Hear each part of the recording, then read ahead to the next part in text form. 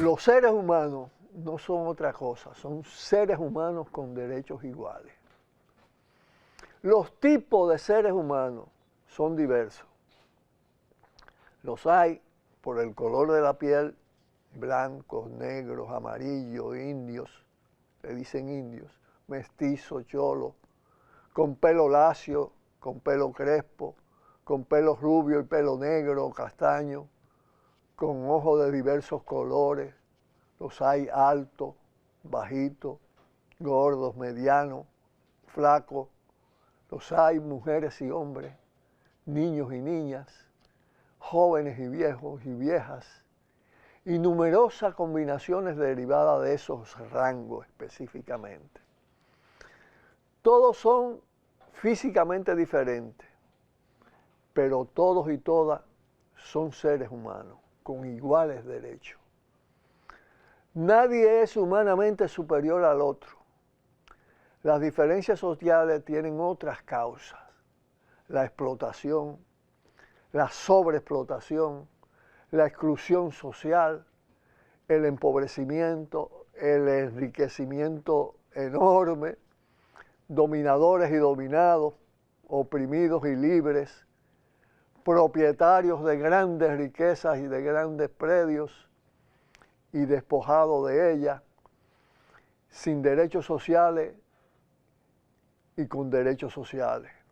Hay una gran diversidad, pero resulta que la conquista y la colonización a cargo de Europa y luego de Norteamérica, todo el periodo neocolonial, ejecutada contra los pueblos de Asia, África, nuestra América y Australia, han impuesto otra cosa.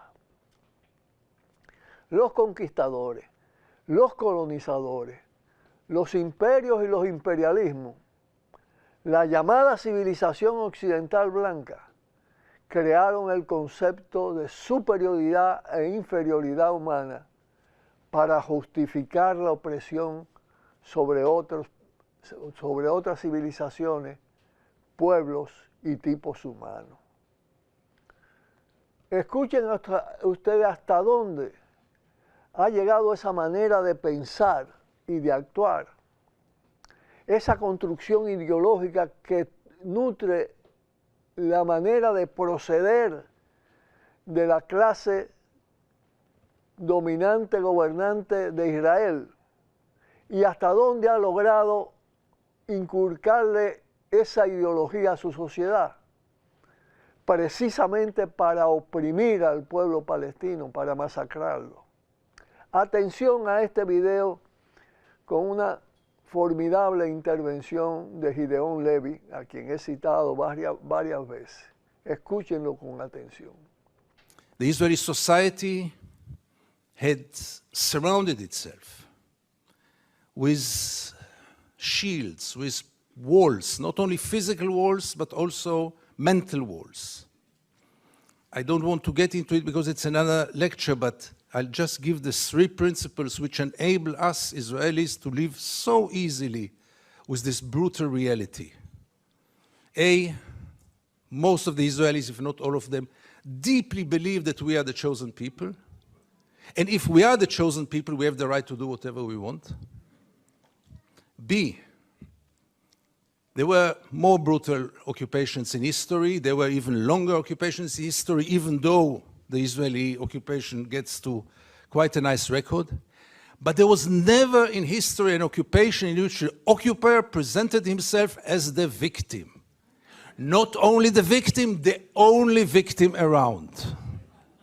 This also enables any Israeli to live in peace because we are the victims.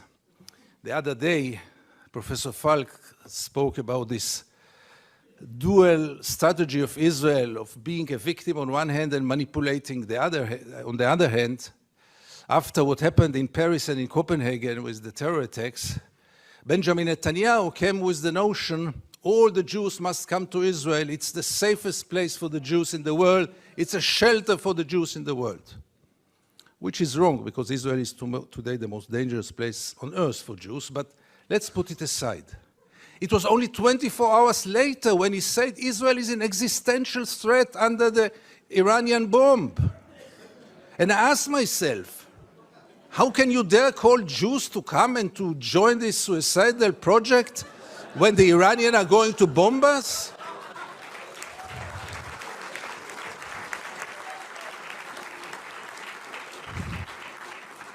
But in Israel, everything goes, and both declarations were accepted as the only truth. And here I get to the third set of values which enable us Israelis to live in peace with the occupation.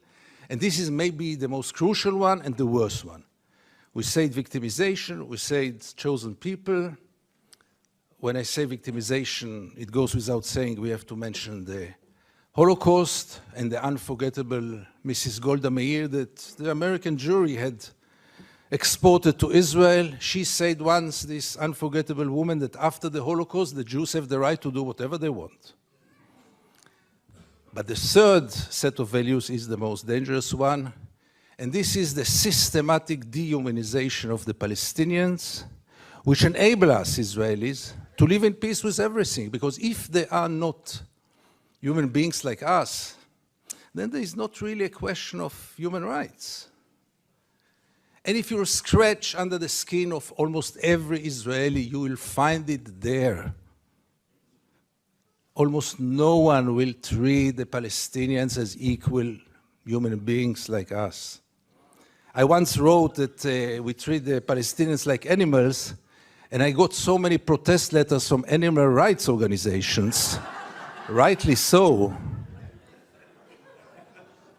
But by the end of the day, how many Israelis did ever try for a moment to put themselves in the place of the Palestinians for a moment, for one day? And I want to give you two examples which will demonstrate it. Many years ago, I interviewed then candidate for Prime Minister, Ehud Barak. And I asked him a question which I try to ask in any occasion. Mr. Barak, what would have happened if you would have been born Palestinian? And Barak gave me then the only honest answer he could give me. He said I would have joined a terror organization.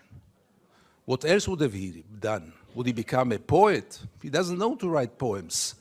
Would he become a pianist? He's quite a bad pianist, and I doubt if he would have become a collaborator, because he is a fighter. And it became a scandal, because how can you dare to put Ehud Barak to think what would have happened if he would have become a Palestinian?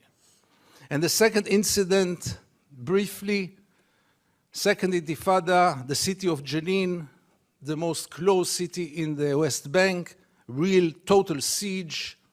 I go out from Jenin, I come to the checkpoint, a Palestinian ambulance is parking there with the red lights. I stand after him, no cars can get out of Jenin in those days, no cars can get in, and I wait. The soldiers are playing backgammon in the tent. Usually I know myself, it's better that I don't get into a confrontation with the soldiers because it always ends up very badly. So I stayed in the car, but after 40 minutes I couldn't take it, and I went out to the car, from the car. I went first to the Palestinian ambulance driver and I asked him, what's going on? He told me that's the routine. They let me wait 1 hour until they come and check the ambulance. And I couldn't take it anymore. And I went to the soldiers. It became a confrontation. But the question that I asked them, which really brought them to direct their weapons toward me, was one. What would have happened if your father would have been lying in this ambulance? This freaked them out. They lost control. How can I dare to compare between their father and the Palestinian in the ambulance? And this set of beliefs that they are not human beings like us enable us, Israelis, to live in so much peace with those crimes, ongoing crime for so many years, with losing any kind of humanity, values. I heard today people talk about Jewish values.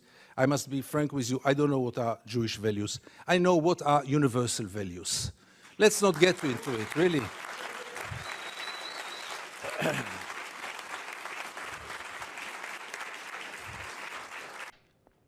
Y concluyo afirmando que quienes consideran animales seres inferiores a los integrantes de otras civilizaciones y a pueblos con otra característica física, son capaces de todo en el maltrato hacia él. Eso explica lo que está pasando en el Medio Oriente. Cuidado, cuidado, tiro al